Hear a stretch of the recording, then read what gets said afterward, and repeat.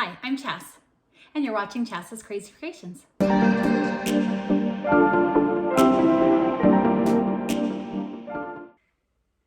To start this project, you're going to need a round pumpkin and a tall pumpkin. And I just got both of these at Walmart, but you could get them at Michael's or any store that carries these kind of pumpkins. And I'm using kind of your average size that you can buy at the store, but you could go with dollar store pumpkins and make this on a smaller size, or you could go even bigger. So we're going to need to get rid of the stem on the round pumpkin, and you can use either a serrated knife and you can cut away at it, or if you have one of these wood burning tools, they have a hot knife inside and it just cuts off the knife or helps you carve these kind of pumpkins just like butter. So it's your choice which one of these tools you'd like to use. So most people have a serrated knife, so I'm just going to go ahead and hold the top, and I'm going to go ahead and just start cutting like this, keeping my fingers out of the way, and I'll continue cutting at this until the stem is removed, and then I'll show you what that looks like. Here's a look at the stem removed, and now we're going to go ahead and move on to the next step. Next, I'm going to be using apple barrel burnt umber to paint this pumpkin. Now I'm going to go ahead and tip this pumpkin upside down like so.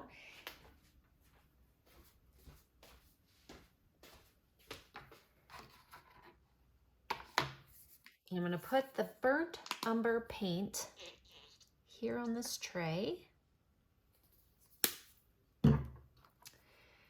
And then what I'm going to do is I'm going to go ahead and paint this entire pumpkin with the burnt umber paint, and I will paint the entire thing. So you could start the other way with the remove stem up if you'd like, but I'm just going to go ahead and paint the whole thing with this burnt umber. Now the biggest thing when choosing a paint for this project is where you're going to be placing your project. So this is a multi-surface paint, so if I want to put it outside, it is okay for being put outside. You can also use a chalk paint, and you just have to read the instructions on the back or the directions or the information on the back for it to tell you whether or not it's safe for outdoors or indoors. But anyways, I'm going to go ahead and paint this pumpkin entirely with a coat of this burnt umber, and then I'm going to go ahead and let it dry, and then I will paint the other pumpkin as well. So both pumpkins entirely painted with the brown paint, with the burnt umber. And then I'll evaluate if it needs a second coat or not, because sometimes, as you can see here, the orange comes through a little bit and it might just need a second coat. So paint it, let it dry, evaluate if it needs another coat. So I'll go ahead and keep painting this pumpkin. And when I get both of them painted, I'll go ahead and show you what that looks like, and then I'll tell you if I used a second coat or not. And you can always feel free to leave me a note in the comments what you would do. Would you give it a second coat, or would you leave it as is? So always feel free to share your thoughts on the project as well. So while the paint is drying, I'm going to go ahead and cut this foam piece in half like this. Next on the foam, I've just stacked it together, and I've drawn on some antlers. So now I'm just going to go ahead and cut the antlers out. And these will be the antlers for my buck deer. I had a large piece of felt that I got from Walmart, and I've cut a piece off of it, and I'm just going to be folding that in half to make some ears. So from that felt stacked together, I just drew some shapes of ears with the Sharpie marker, and then I cut them out. Next, I took a pencil and drew this shape. This will be the face, and this will be the nose right here. And I used the paint Apple Barrel Multi-Surface in Warm Buff to do so. And it took about 2 coats. I'm gonna let this coat finish drying, and then we're gonna finish making his face. So this will become the tail of my buck deer. And we're gonna be using the tall side, and what we're gonna be doing is filling in the chest with this Warm Buff. Now what I'm using here is a chip brush because I wanna add a little texture. And so I'm gonna kind of go all the way up here just by tapping it And you know, I can add some streaks if I want, but I'm gonna go around because the deer are furry and I just want to give it a little bit of the illusion of being more furry. So I'm gonna maybe make some streaks in here to make it a little more solid. I'm just gonna play with this texture idea. So feel free to mess around and create the look you want.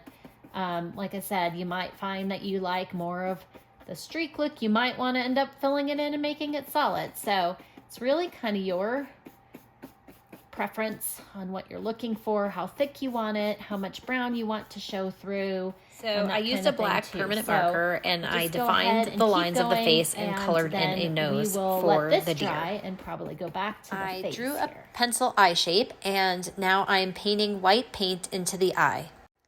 Once the eye was dry, I traced the outside of the eye with a black permanent marker and now I'm just drawing in the center of the eye.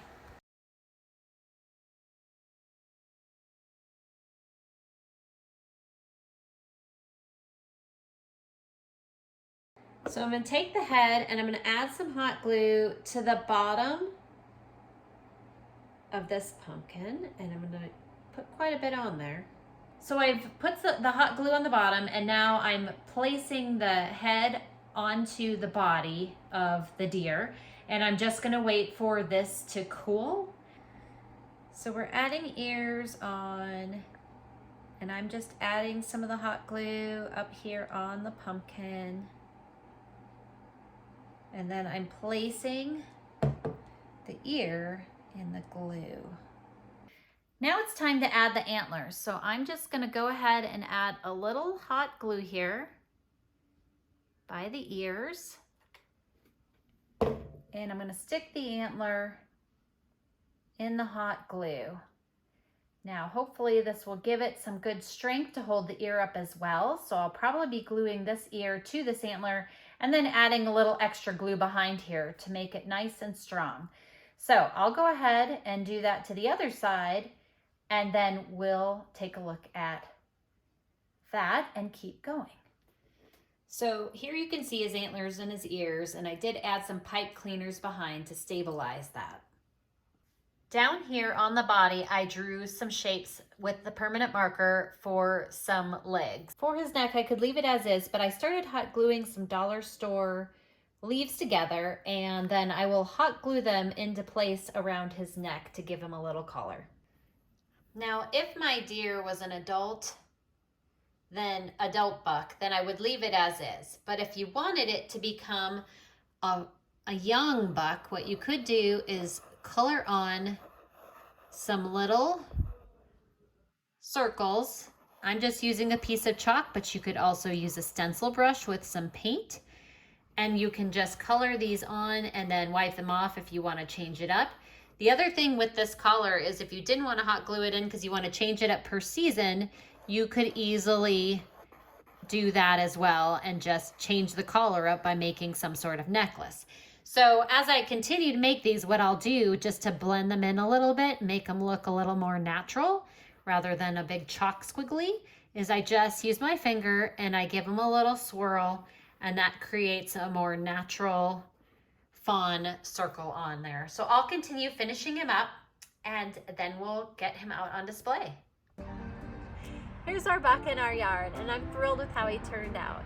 And I hope this inspires you to create something with pumpkins for your home. I'd love it if you'd subscribe to my YouTube channel and my blog at chascrazycreations.com. Thanks for watching, and I'll see you in my next video. And don't forget to like, share, and subscribe.